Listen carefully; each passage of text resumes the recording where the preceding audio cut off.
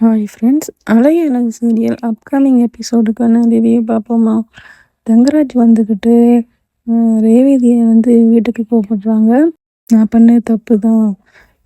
ஒரு நிதானத்தை இழந்து நான் அடிச்சிட்டேன், என்னை மன்னிச்சிடுங்க அப்படின்னு சொல்லிட்டு எல்லாரும் முன்னாடியே மன்னிப்பு கேட்டு ரேவதியை வீட்டுக்கு கூப்பிடுறாங்க. ராஜலட்சுமி ராகவனும் ரொம்பவே கோவப்படுறாங்க. நீங்கள் எப்படி என் பொண்ணை அடிக்கிறது? என்னதான் அப்படின்னாலும் உங்களுக்கு கோபம் இருந்தாலும் நீங்கள் அடித்தது தப்பு தானே மாப்பிள்ள அப்படியே சொல்லிட்டு கோவப்படவும், அப்புறம் பார்த்தீங்கன்னா தங்கராஜ், ஆமாட்ட நான் அடித்தது தப்பு தான், நான் இல்லைன்னு சொல்லலை, எப்போவுமே எவ்வளோ கோபம் இருந்தாலும் நான் அடிக்க மாட்டேன், என்னோட பொறுமையை நான் அன்னைக்கு இழந்துட்டேன், என்னை மன்னிச்சிடுங்க அப்படின்னு தங்கராஜ் சொல்ல, அதுக்கு பாக்கியராஜ் எவ்வளோ பொறுமையாக இல்லாட்டினாலும் என் தங்கச்சி அடிப்பீங்களா, அதுக்காக நாங்கள் கட்டி கொடுத்துருக்கோம் அப்படின்னு பாக்கியராஜ் சொல்கிறாங்க. அதுக்கு பாக்கியராஜ் என் தங்கச்சிலாம் வீட்டுக்கு அனுப்ப முடியாது, அவள் அங்கே தான் இருப்பா, அவள் பிள்ளைங்களும் இங்கே தான் இருக்கும், நீங்கள் பண்ண தப்புன்னு உணர்ற வரைக்கும் என் தங்கச்சி நான் அனுப்ப மாட்டேன் அப்படின்னு பாக்கியராஜ் சொல்ல, அதை கேட்டு ராஜலட்சுமி டேய் சும்மா இருடா,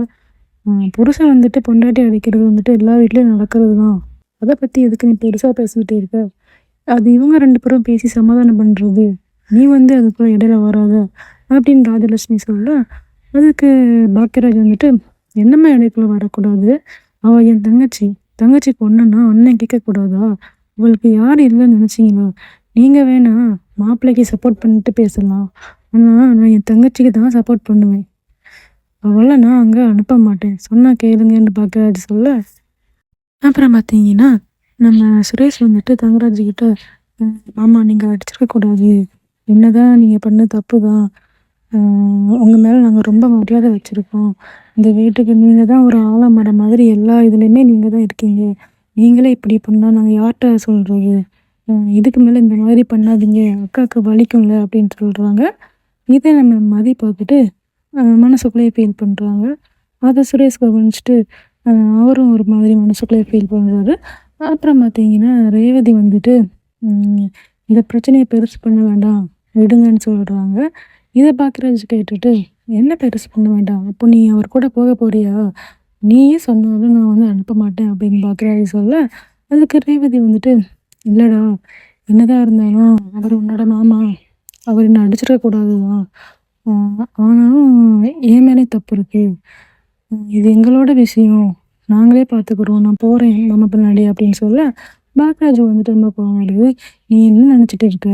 நான் இதுக்காக ஒன்று எங்கள் வீட்டை கூப்பிட்டு வந்தேன், அவர் பண்ண தப்புங்கிறது அவருக்கே இன்னும் புரியலை, அவர் தங்கச்சின்னா இப்படி அடிப்பாரா, நீ எங்கே போகக்கூடாதுன்னு பாக்கியராஜ் சொல்ல, அப்புறம் பார்த்தீங்கன்னா மலர் ஏங்க சும்மா இருங்க, ரேவதியே அடித்ததை மறந்துட்டு நாங்கள் போகிறேன்னு சொல்கிறோம், நீங்கள் ஏன் கோவப்படுறீங்கன்னு சொல்ல, அதுக்கு பாக்கியராஜ், சும்மா இரு மலர், உனக்கு என்ன தெரியும், நான் என்னைக்காவது ஒன்று கை நீட்டி அடிச்சிருக்கேனா, அப்படி இருக்கும்போது தங்கச்சி விட்டு வர அடிக்கணும், நான் பார்த்துட்டு சும்மா வைப்பேனா, நான் அவளை அங்கே அனுப்ப மாட்டேன்னு சொல்லிட்டு பாக்கியராஜ் பிடிவாதமாக சொல்கிறாங்க. அப்புறம் பார்த்தீங்கன்னா ரேவதி இல்லைண்ணே ப்ளீஸ் விடு, இது பெருசு பண்ணாத, நான் அங்கே போகிறேன், பிள்ளைங்கெல்லாம் அப்பான்னு தேடும், நான் எப்படி எவ்வளோ நாளைக்கு இங்கே இருக்கிறது, நான் இங்கே இருந்தேன்னா அம்மா அப்பாவுக்கு என்ன மரியாதை, நான் போந்த வீட்டில் இருந்தால் தான் எனக்கு மரியாதை, அங்கே எவ்வளோ கஷ்டம் வந்தாலும் நான் அப்பா நான் மரியாதையோடு காப்பாற்றணும், நான் அங்கேயே போகிறேன் அப்படின்னு சொல்கிறாங்க. அதுக்கு பாக்கியராஜ், புருஷன் அடித்தா அங்கேயே இருக்கணும்னு எந்த அவசியமும் இல்லை, நீ எங்கே போகக்கூடாதுன்னு பாக்கியராஜ் சொல்ல, அதுக்கு ராஜலட்சுமி டேய் சும்மா இருடா, உனக்கு என்ன தெரியும், நீ ஒரு ஆம்பளை, நீ உன் பாட்டுக்கு சொல்லுவ, ஒரு பொண்ணுக்கு அவள் புருஷன் வீட்டில் இருந்தால் தான் மரியாதை, அவன் எவ்வளோ அடித்தாலும் அவள் அங்கே தான் இருக்கணும், அதுதான் ஒரு பொண்ணுக்கு நல்லது, சும்மா உன் பாட்டுக்கு பேசிகிட்டு இருக்காது சரியா, நீ மட்டும் இங்கே இருக்கிறது வெளியே எல்லாருக்கும் தெரிஞ்சதுன்னா ஊரில் எல்லோரும் என்ன பேசுவாங்க அப்படின்னு ராஜலட்சுமி சொல்ல, ராகவனும் அதே தான் சொல்கிறாங்க. டேய் சும்மா இரு, அப்போ அங்கேயே போட்டோம், எத்தனை நாளைக்கு நீ வச்சு பார்ப்ப, இன்றைக்கி தங்கச்சி மேலே இருக்கிற பாசத்தில் நீ போக விட மாட்ட, அதே நாளைக்கு பார்ப்பியா, இதை நாளாகன்னு பார்ப்பியா,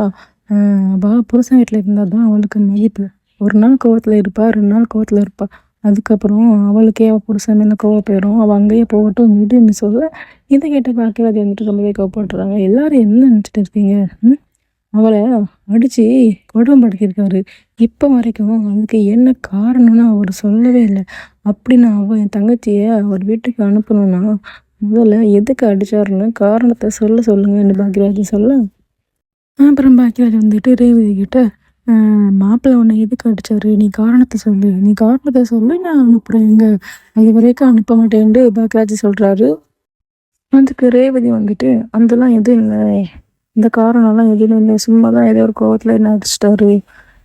விடு அண்ணா அப்படின்னு சொல்ல, அதுக்கு பாக்கியராஜ் அது எப்படி சும்மா இப்படி ஒன்று அடிப்பார், எதுவுமே இல்லாமல் காரணம் இல்லாமல் ஒன்று அடிப்பாரா,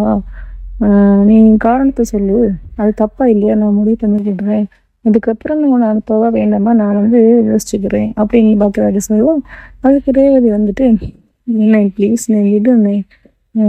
அவர் சும்மா தான் கோவத்தில் அடிச்சிட்டாரு, மற்றபடி எது இல்லைன்னு சொல்ல, அதுக்கு ராஜலட்சுமி ஆமாம் காரணம் தெரியணும்ல, எதுக்காக மாப்பிள்ளை ஒன்று அடிச்சாருங்கிற காரணம் தெரியணும்ல, நீ காரணத்தை சொல்லு, யார் மேலே தப்பு இருக்குன்னு பார்ப்போம் அப்படின்னு ராஜலட்சுமி சொல்ல, அதுக்கு ரேவதி வந்துட்டு அமைதியாகவே இருந்துட்டு இருக்காங்க. சுரேஷும் ஆமாம் நீ காரணத்தை சொல்லு, இல்லை மாமா நீங்களே சொல்லுங்க என்ன காரணம், ஒருவேளை என் அக்கா எதுவும் தப்பு பண்ணிட்டாங்களா, இதனால தான் நீங்கள் அடிச்சிங்களா, காரணத்தை சொல்லுங்க அப்படின்னு சொல்ல, அப்புறம் பார்த்தீங்கன்னா மலர் வந்துக்கிட்டு அது எனக்கு தெரியும் அப்படின்னு சொல்ல வராங்க. உடனே மதியம் வந்துட்டு கையை பிடிக்கிறாங்க. சுரேஷ் வந்துட்டு நிறைய பார்த்துட்டு இருக்காங்க. என்னன்னு எனக்கு தெரியும், உண்மையை சொல்லுங்க, மாமா வந்துட்டு எதுக்கு அக்கா படித்தாங்க, உங்களுக்கு எதுவும் தெரியுமா, நீ சொல்லுங்க அப்படின்ட்டு சுரேஷ் சொல்ல, அதுக்கு ராஜலட்சுமி இவ்வளோ 2 பேர் நடவடிக்கையுமே சரியில்லை, அப்பவுமே மதி யார்கிட்டயுமே எதுவுமே சொல்லாமல் வெளியே போயிட்டு வந்தோம்,